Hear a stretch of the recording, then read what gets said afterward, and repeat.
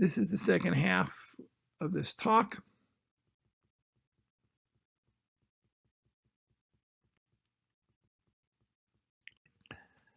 The next topic we're going to talk about is identifying medical diagnosis and treatable eye diseases by deep learning, or I like to call it artificial intelligence for dummies. These are my financial disclosures. The sources are clinical trial data. The objective is to understand the basics of artificial intelligence and how it can be applied to OCT as well as other fields of medicine.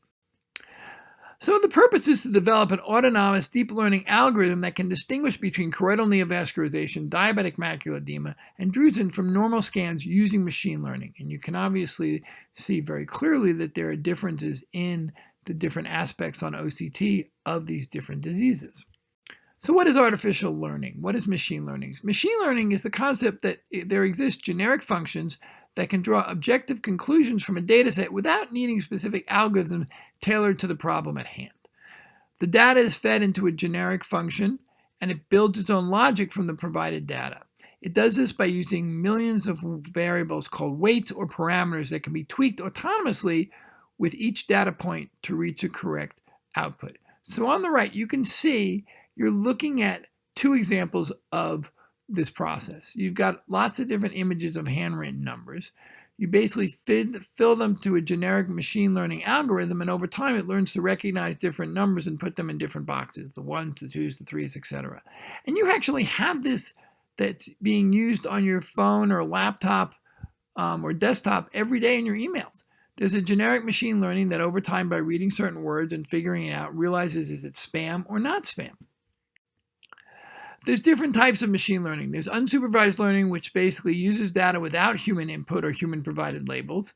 This type of data clusters data into AI-determined groups over time. Typically, it requires a lot more data in order to put the grouping solely from the data itself. And then there's another version of it called supervised learning, which is our deep learning approach, which we use human labels not only to group the data into groups, but to identify the different groups. It's typically more accurate since researchers supervise how the data is clustered. And you can see on the bottom, unsupervised learning is basically they look at different groups and they kind of put them together based on how they're arranged. And then on the left is more supervised learning, where it really can do a better understanding of the data because we give it some predetermined labels, and you can separate the X's from the O's. So what's an image?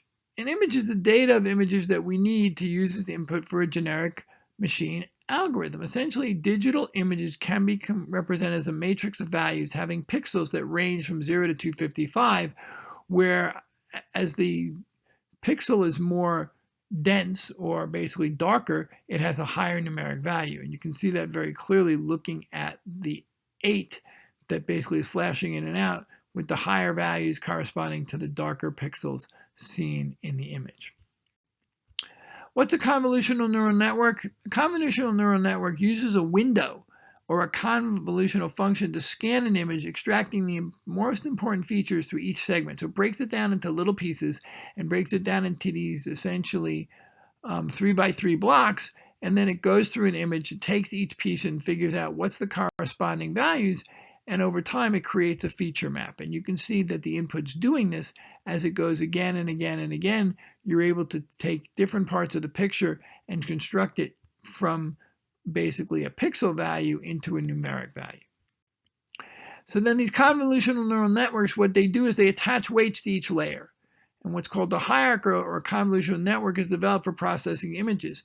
This is an OCT. You can see the convolutional network. It goes by that little window I talked about. They then pool the data. They then take the pooled data and put it back into a convolutional window. They pool the data again. They connect them all together, and you end up with a bit of an output to say, look, this is DME, this is CNV, this is drusen, this is normal. What is transfer learning? The problem is training takes a lot of time in images. If you train something from scratch, it will take 1 to 2 weeks and use millions of images. The technique employed to overcome this is called transfer learning. And essentially, what is transfer learning? It's kind of like giving a head start. It uses weights from a previously trained network for a new task or data set. So using a previously trained network allows us to use a smaller data set and decrease the training time from weeks to hours while still getting great results. Our group used something called ImageNet, which is a large 10 million collection of public labeled images to train an inception network from scratch to classify 1,000 different categories of dogs, cats, trains, cars, etc. After we trained our network, basically the weights that the network used were used to basically look at a second set of weights to train on OCT images. So the second network had a head start so it could train much faster and better than the first. And here's an example. You can see ImageNet on the top. You can see the newly initialized weights, and you can see breaking it down to 1,000 categories. We then use transfer learning, where you have these pre-set individualized weights, and you call pre-trained weights, that we took the inputs from the OCT scans, used the pre-trained weights. They obviously, by looking at that, you created learn weights, and the learn weights could be divided into different outputs like choroidal neovascularization, diabetic macular edema, drusen, and normal. So in terms of the methods, this is what we basically did. We took the data set, we divided into two parts, a training data set and a validation data set, which was taken from a source independent from those in the training data set. We used a neural network using the training images to tweak the weights by comparing the machine prediction with the last known label. And essentially, we started with 200,000 OCT scans. We created a tiered grading system, basically where each image is graded by 3 independent different graders of increasing experience. The curated data was then used to form our machine learning algorithm, and then from our data set, we used another set of 3 experienced retina specialists cooperatively to validate another 1,000 OCT scans from an independent source. So you can see on the right, here's your flow chart. You've got basically 200,000 images. You've got the label and graded images. You created a model by using transfer learning on the platform. You then used the transfer training data set of 108,000, which had basically different amounts of diseases from patients, and then used the validation data set to basically say, look, this is what we figured out, and we compared them to 250 cases of CNV, drusen, DME, and normal, and then you had your outcome values. So here are the results. Essentially, what you want to know is this thing called the confusion table. Confusion table looks at the chance of getting things right, comparable to human retina specialists. So essentially, what you want to know is it's essentially looks at the AI predictions on true tables on 1,000 images, on 250 per category. The correct predictions would have been found on the diagonal. And here you can see that's the in our study, what's interesting to know is the network did not mark any urgent cases in normal. In addition, it didn't classify any normal patients as choroidal neovascularization, and you can see that here. We'll show that in greater detail. So essentially what you're looking at, this is basically a patient who would, the true labels were basically no CNV, the predicted labels were normal. So essentially normal on the norm process, CNV was considered CNV here. Nobody missed DME as well. Looking at it in another way, patients who were characterized as normal, okay, didn't have CNV. So essentially, it was able to differentiate the really important vision-threatening diagnoses from those that would be considered normal.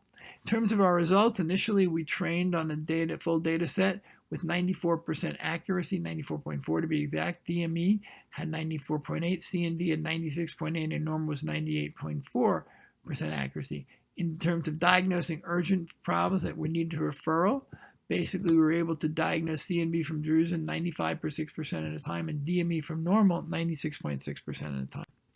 We then said, could we use this transfer learning technique as a generalizable technique? So we wanted to look at our algorithm and say, could we do the same thing with x-rays? We looked at x-rays with viral and bacterial pneumonia using the weights of ImageNet for transfer learning. We did our program and we found a 93% accuracy distinguishing normal from pneumonia scans. And furthermore, when you trained it on another network, you were able to distinguish bacterial from viral pneumonia in 90% of cases. So in conclusion, our team has been able to automate the process of OCT interpretation using artificial intelligence with an overall accuracy of 94%.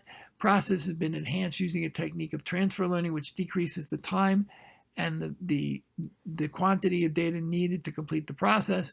The process is applicable to other data sets as well by demonstrating its application to pediatric pulmonology. It's actually available on open source, and this article was published in February of 2018. Thank you for your attention.